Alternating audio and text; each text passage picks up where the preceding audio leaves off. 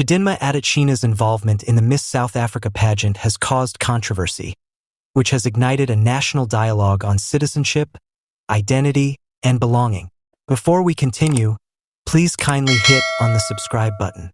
Some people are against Chidinma's selection as a finalist because she is a half-Nigerian South African citizen, claiming that she is not South African enough to represent the nation. Chidinma has received backing from Julius Malema, the head of the Economic Freedom Fighters, EFF, who asserts that she is entitled to participate in the pageant. Malema stresses that the only things that should be taken into account when deciding whether or not Chidinma is eligible to participate are her citizenship and place of birth. The discourse around Chidinma's involvement has brought to light the intricacies of citizenship, identity, and belonging in South Africa after the end of apartheid. Chidinma's involvement is seen by some as a celebration of South Africa's diversity and by others as an assault to the nation's sovereignty. The South African Constitution states that naturalization or birth determines citizenship, not ethnicity or parental nationality. This indicates that there is no doubt about Chidinma's eligibility to participate in the Miss South Africa contest. The issue surrounding Chidinma's involvement serves as a timely reminder of South Africa's need for ongoing discourse and comprehension.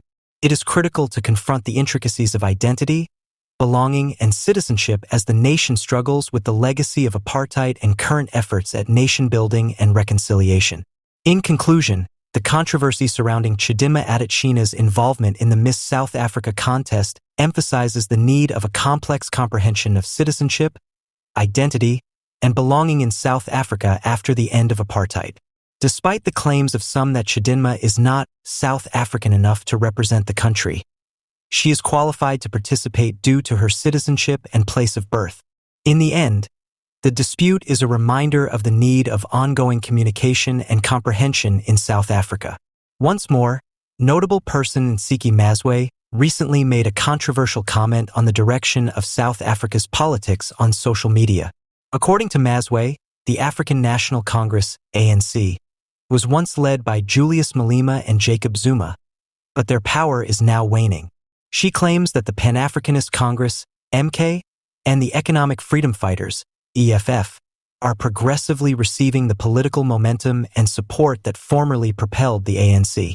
However, she presents this forecast as her own opinion, and there is no hard data to support it. Mazwai's claim has generated a lot of discussion online. In response, a different user upheld the ANC's democratic credentials, saying that in spite of the present difficulties, the party still has more democratic principles than its adversaries. This person argues that the ANC might dramatically improve if the surviving members could break away from what they refer to as cult politics.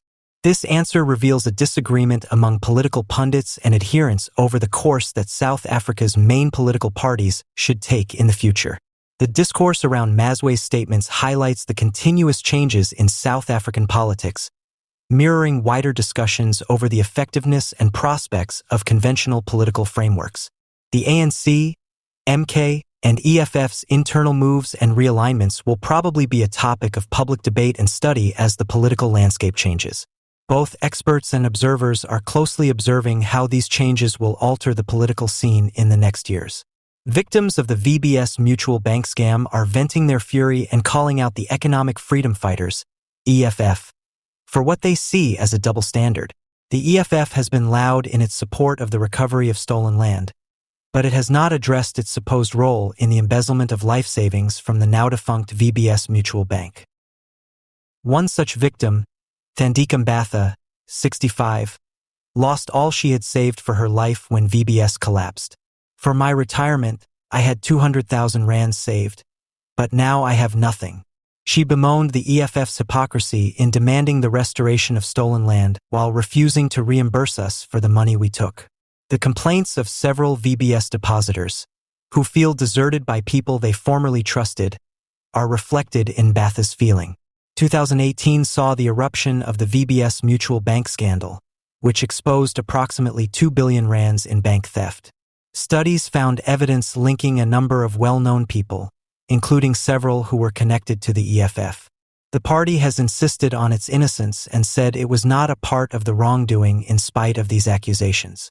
The VBS victims, however, are not persuaded. While we struggle, we see the EFF leaders enjoying opulent lives.